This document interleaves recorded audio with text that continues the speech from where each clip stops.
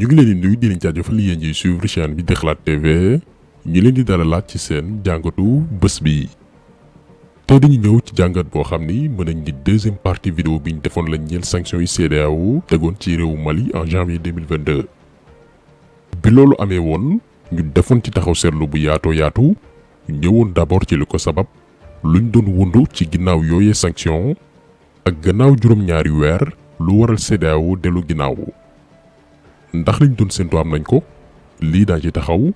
maanaam diggante bi ñu tege woon ay daan réew Mali ak jamono jii ñuy wax ak yéen lu soppeeku ca réew ma. lu tax parti bi am solo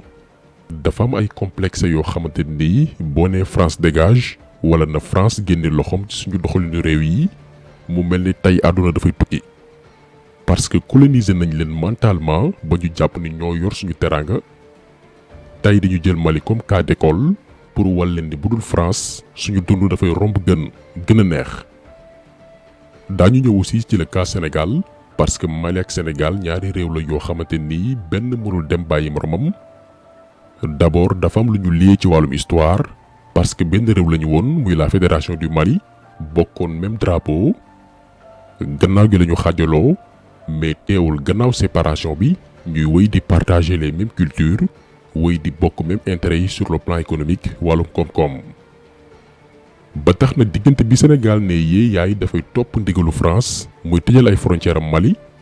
ci réew moo xamante ni tooñuñu seeni njiit attaqué wuñu lu dul ñoom dañoo bëgg a doxal seen réew ni mu leen soobee doxalin boo xamante ni neexul Macron ñu ne ñun dañuy solidariser ak France di wàlle bañe. diggante boobu noonu ñaata la ci Sénégal ñàkk ci milliards ak naka la amee njeexital ci yenn Sénégalais yi daan seen doole. ci poñ yi nii lañu fas yéene waxtaanee tey. dañu ñëw d'abord ci li jiitu sanctions yi CEDEAO tegoon réewu Mali ndax dafa am li ko jur. sanctions yi moo ne woon benn ci dernière stratégie France ak quelques suqab yi ñi nga xam ne ñoo ngi biir Afrique tegoon ngir nërmeel nguuru Assimi Goïta.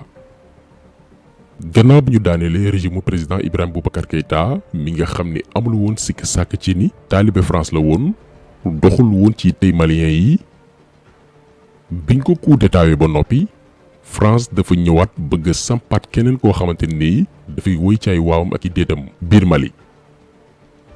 militaires yi tànn ku naan Bandaw ngir mu jiite gouvernement négandiku bi laata ñuy waxi élection sampaat beneen président légal. France di ruumandaat ci suuf ak Bandaw moomi lee ngir woy di téye réewu Mali yeew leen buum ci baat. bi militaires yi demee ba xam ne Bandaw mi kat ci trahir leen la jëm jëlaat réewu Mali delloowaat ko France mooy yéenem ñu teggi ndombal tànkam Assimi Goïta jël les choses en main. parce que projet militaire yi mooy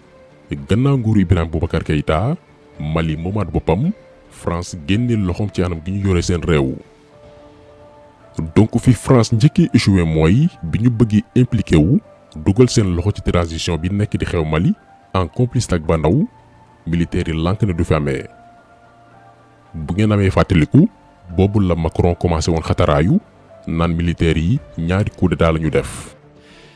Ce qui a été conduit par à nouveau les militaires putschistes est un coup d'état dans le coup d'état inacceptable qui appelle notre condamnation immédiate. Et aussi le fait que nous sommes prêts, dans les prochaines heures, si la situation n'était pas clarifiée,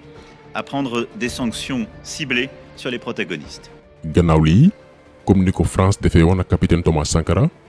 defee ko itam ak colonel Kadhafi maanaam ci histoire bépp révolutionnaire bu jóg ngir soppi sa xar kanam askan génne leen ci mbuumu njaam France rey na la en complicité ak ay africains yoo xamante ni noppi nañ ngir trahir seen askan. noonu lañ ko tàntee woon Mali yebal benn waay jouru tabaski daaw ngir mu dogalee ginnaaw Assimi Goïta ca jumaa ga muy jullee ngir ray ko. heureusement que seen yéene mujjulantu ñu sauvé Assimi Goïta ci pexey noonu yi France daal di échoué waat ci ñaareelu complot am mu dese ko nag benn ci dernière option am yi muy fexe ba réew yi wër Mali ñi nga xam ne ñoom ak Mali intérêt dox na seen diggante ñoo ñëwee wan ginnaaw malien yi. lii moo jur sanction yi CEDEAO tegoon ci kaw Mali réew yi ci mel ni Sénégal ànd ci loolee maanaam tëj seeni frontière beddi leen ba ñu wéet ñoom dong. ci wàllum complot ñeel état nag lii la ñuy woowee la stratégie du chaos. objectifu sanction yi moo ne woon bu mbooleem réew yi lëkkaloo ak Mali surtout Sénégal mi nga xam ne lu bari ci produit port bu Dakar lay bàyyikoo dugg Bamako bu ñu dakkalee loolu noonu yenn ci lu ñu mën a jëfandikoo dafay manqué ca Mali dootul am te ci wàllum économie bu offre wàññeekoo njëg yi dafay yokk. lii lañ doon viser biir Mali maanaam lépp cher nit ñi duñu lekk duñu naan ndax produit boo laal dafay yokk ba jéggi dayoo su ko defee askan wi jël lépp daal di koy sippi militaires yi. manifestation yi judduwaat Mali ngir sàkku démission ñoom Assimi Goïta ñu anticiper élection yi France profité ci samp élément am boo xamante ni dafay woy di ko tarbiyu. lii moo newoon le projet de déstabilisation la stratégie du chaos bi France namoon en complice ak ay président africain yoo xamante ni bëgguñu seen askan doxuñ ci seen yittey réew. waaye li ñu marqué ñun te muy exemple pour bépp réew africain rawatina réew yi ci mel ni Sénégal nga xam ni saa yu amee ñu jóg ngir njariñu réew mi ñeneen ñooy taxaw fële di leen xarab di leen jéem a faagaagal. Maliens yi ñoom ba ñu xamee ni France yéene mooy déstabiliser réew ma jaxase population bi ak Assimi Goïta mooy seen objectif. Maliens yi dañoo wone booloo ak solidarité bu mat sëkk jàppale ko dooleel ko moo xam jigéen góor mag ak ndaw. homme d'affaires yi ñoo njëkk a jóg xool yan pexe la ñuy teg ngir yenn yu mënta ñàkk ci dundu Maliens yi te ñu koy importer ñu fexe ba dugal ko ci réew ma. Assimi Goïta ne loolu kese itam du doy gannaaw importation bi nañu préparé wu léegi ngir bañ a dépendre ci kenn jëmi jamono ci lañ wuute ay matériel agricole lu jëm ci wàllu mbay yoo xamante ni Malien bu ci nekk bu matériel bi doon jar téeméer juróom fukk lañ la koy joxe. su ko defee réew mi dafay am autosuffisance en vivre lépp lu ñuy dundee li ci ëpp Mali lay bàyyikoo rax ci doole cay njëkk yomb. moment bi ñuy wax ak yéen bu ñu jëlee produits yi ñuy gën a jëfandikoo par exemple diwlin ak suukar Mali la gën a yombee que réew yu ko wër yu ci mel ni Sénégal Burkina Faso Côte d'Ivoire ak Niger malgré juróom-ñaari weer yi ñu leen embargo. ceeb bi à part Sénégal Mali la gën a yombee que réew yu ci bari ci Afrique de l'Ouest te moonte France dimbaliwu leen ndax dañu leen dàq ci biti du benn institution bu leen financé ci wàllum koom ba ñu mën a maintenir dundu Maliens yi di fay salaire yi comme ni mu waree dem sax ba tane dëkk yi nga xamante ni ba tey ñoo ngi bootu ci ginnaaw France. moo tax ñu wax leen ci njëlbéenu vidéo bi que réew Mali ci juróom-ñaari weer yi ñu weesu def ñu jàngal ni mën nañoo dem sans la France ci bu ñu gëmee suñu bopp. ndax réew moo xamante ni ba tey ci transition la nekk defaraat institution yeeg tabaxaat la ñu toll rax ci doole depuis des années France di ko faagaagal di fa dooleel wàllum terrorisme ba sécurité amatu fa. kooku bu ñu demee ba koy comparer qu'en 2022 dëkk yoo xam ne nee nañ dañoo stable ay dëkku jàmm lañ nga xam ni kon dëkk yi leen di compareel liggéeyuñ ci tappale la ñu nekk ak taf yëngal. léegi moment boobu noonu réew Mali di xool lu muy rocceekoo ci mbuumu njaam moom boppam tabax Mali ak doomu Malien yi ba dootuñu dépendre ci benn puissance coloniale période boobu noonu ñaata la Sénégal ñàkk ci koppar. yéen ñëpp xam ngeen ni mboolem li Maliens yi daan jële bitim réew bu doon téeméer 80% yëpp juróom-ñett fukki yi port bu Dakar lay jaar ñu koy yeb ci camion muy dem Mali. xaalis boobu noonu boo koy xayma ay centaine de milliards la Sénégal di ci comp di def ci keesam.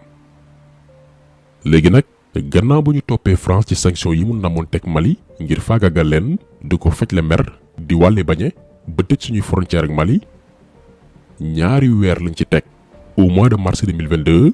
Sénégal ñàkk 24 milliards de francs CFA. ñu tegaat ci benn weer en avril 2022 affaire yi jógee 24 milliards dem ba 37 milliards 600 millions. Sénégal ñàkk alal ju doy nii parce que dañoo tëj suñuy frontière ak Mali réew moo xamante ni defuñ ñu waxuñ ñu. waaye bu yemoon ci li Sénégal ñàkk dong ñu ne waaw mais embargo bi. dafa yàq liggéeyu ay góorgóorlu sénégalais yoo xamante ni seeni camion la ñu yor di yóbbu ak delloo bagage diggante Dakar ak Bamako ñu sacrifier liggéeyu ñooñu noonu ci zéro parce que bëgg nañ lu neex Macron. te réew moom nooy tànn seen njiit waaye bëggoon nañ di tànn njiit moo xamee ni dëgg ka tax a jóg ànd ak mbooloom lu muy def tàggu leen ndax moomul réew mi du alalam du luñ ko may booy def doonu tàggu am na nag loolu waxoon mënuñ koo fàtte yaa waxoon chauffeur tolérance zéro yaa ko bu ñu gisee lii dañuy xam ne dëgg la ci yow parce que doonu tàggu mukk te moomoonu te daqoonoo def nag ndax nii nga nu jékki-jékkee xañ nu sunu yoon bu nu neexee nu xañ la sa det lii mu def nii ñaaw na torop ndax sunu mbokki jullit yii te ay malien seen réew lu mu ne yaa ngi def sa réew lu la neex yaa ngi def sa réew lu la neex kon ngeen gis ni ci 7 mois juróom-ñaari weer yi ñu weesu yéene bi moo newoon séparé Mali ak réew yi ko wër ba dara dootul dugg mbaa génn su ko defee ñu lottuloo askan wa ba ñu fippu ngir sàkku Assimi Goïta abal leen loolu far nag mujj retourné wu contre état bu Sénégal mi ci ñàkk ay milliards ci wàllum exportation waaye bi ci gën a métti mooy Sénégal yi ci seen liggéey yàqu te ba ñu jël décision bi tàgguwuñu leen laajuñu leen seen avis wutaluñ leen lu ñu mën a jàpp gannaaw ba seen liggéey tàgga témbee Macky Sall daal mooy beru xool li neex France di ci dox yoonam newul ci conséquences yi këpp ci kaw sénégalais yi moo tax buñ leen naan nekkul fi sénégalais yi yu mel nii moo tax Macky Sall c'est un larbin ku amul benn personnalité nii fulla ak fayda xale bu ndaw moo koy manipuler comme benn manette PlayStation moo tax buy jaay fulla suñu kaw ñun duñu saf buy guuxi lex ak menacé ñun ay reetaan moo ñuy jàpp ndax daf lay leer ni ab ragal la gaynde kër xaru mbedd la moo tax xeex ko ci jaamu yàlla la bokk ak képp ku koy jàppale ak a teel tànk Macky képp ku koy défendre bu ñu xoolee ba xool bëggoo Sénégal sa intérêt moo tax wala ku la jege mbaa nga yaakaar ku la compal ci nguur gi mais ku bëgg Sénégal munoo ànd ak Macky Sall ko tax sel bi tay loolu la woon ñi leen di gërëm di leen jaajëfal di leen di daje incha allah beneen yoon ci beneen jàngat jaa ngi jëf